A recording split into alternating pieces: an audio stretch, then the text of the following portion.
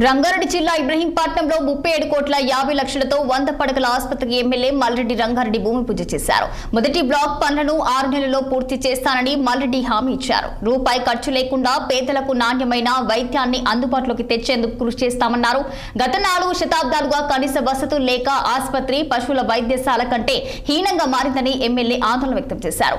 BRS ప్రభుత్వ వైఫల్యంలో అనేక మంది మహిళలు కుటుంబ నియంత్రణ ఆపరేషన్లో మృత్యువాత పడ్డారని ఈ సందర్భంగా గుర్తు చేశారు మల్రెడ్డి రంగారెడ్డి. ఇక్కడ ఉండేటువంటి హాస్పిటల్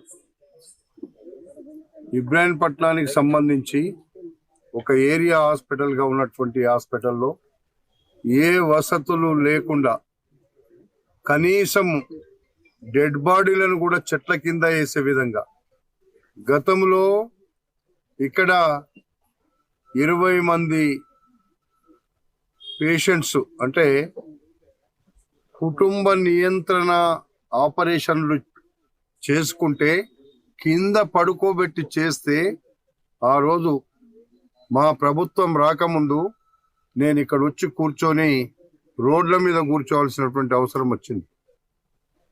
మా ముఖ్యమంత్రి ఈరోజు ముఖ్యమంత్రి ఆనాటి పిసిసి అధ్యక్షులు రేవంత్ రెడ్డి గారు ఇక్కడ ఉన్నటువంటి బాధితులందరినీ కూడా నేను అపోలో హాస్పిటల్లో చేర్పించి మేము ట్రీట్మెంట్ ఇవ్వడం జరిగింది.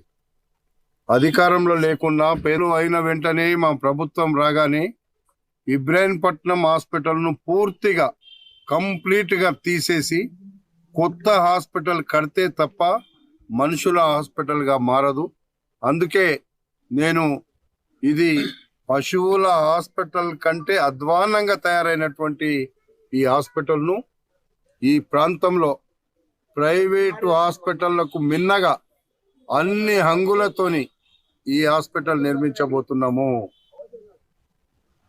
ఈరోజు 50 కోట్ల రూపాయలు మేము ఇచ్చినా ఇంకా ఎన్ని డబ్బులు ఎక్కువైనా ఒక బ్లాక్ మొట్టమొదటిగా 100 పడకలతో నిర్మిస్తున్నాం.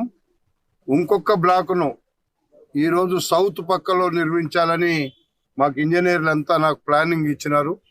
ఇంకొకటి కూడా పడమటి సికింద్రాబాద్ తాడ్బండ్ హనుమాన్ దేవాలయంలో అయ్యప్ప భక్తులు